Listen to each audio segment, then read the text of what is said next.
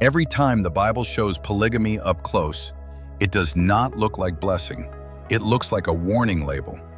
People use the Bible to justify polygamy all the time, but when you actually read every single story involving multiple wives from Genesis to Revelation, the pattern is impossible to miss.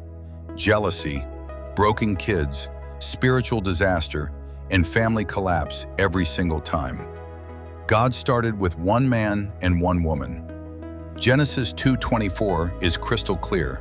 One man, one wife, one flesh.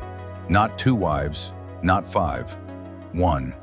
And when Jesus was asked directly about marriage in Matthew 19, he did not quote cultural tradition or point to Abraham. He went straight back to Genesis and said the two become one flesh. Two. That word was not an accident. The first man in the Bible recorded with multiple wives was Lamech in Genesis 4.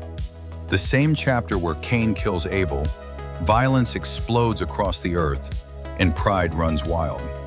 Lamech brags about murder right after taking two wives. That is the company polygamy keeps from its very first appearance in Scripture. Abraham adds Hagar because Sarah loses patience with God's timing. The result is not peace. Sarah becomes bitter, Hagar becomes resentful, and the household fractures so badly that a mother and child get sent into the desert. God protected Hagar and Ishmael out of pure mercy, not because the situation was good. Genesis 21 shows God cleaning up a mess that human impatience created. Jacob ends up with 4 women in one house. Leah cries herself through years of feeling unloved. Rachel spirals into jealousy over fertility. The sisters compete so intensely they turn their servants into bargaining chips. Then the favoritism spreads to the children, and his own sons sell their brother Joseph into slavery. Genesis 37 shows what years of unresolved rivalry inside one household produces. David accumulates wives, and his household becomes a crime scene. His son Amnon assaults his daughter Tamar. Absalom murders Amnon. Then Absalom leads a full rebellion against his own father.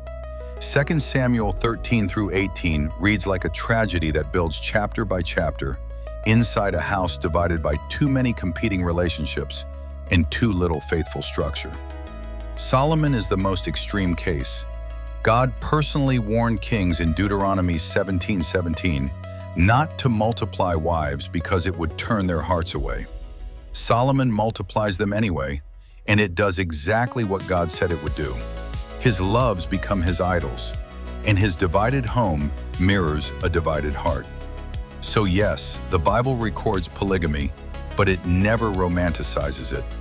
From Lamech to Solomon, the storyline keeps repeating the same lesson. When humans multiply spouses, they multiply wounds. The Bible's first design and Jesus' final word still point to the same anchor. Two become one, and anything else is a shortcut into chaos.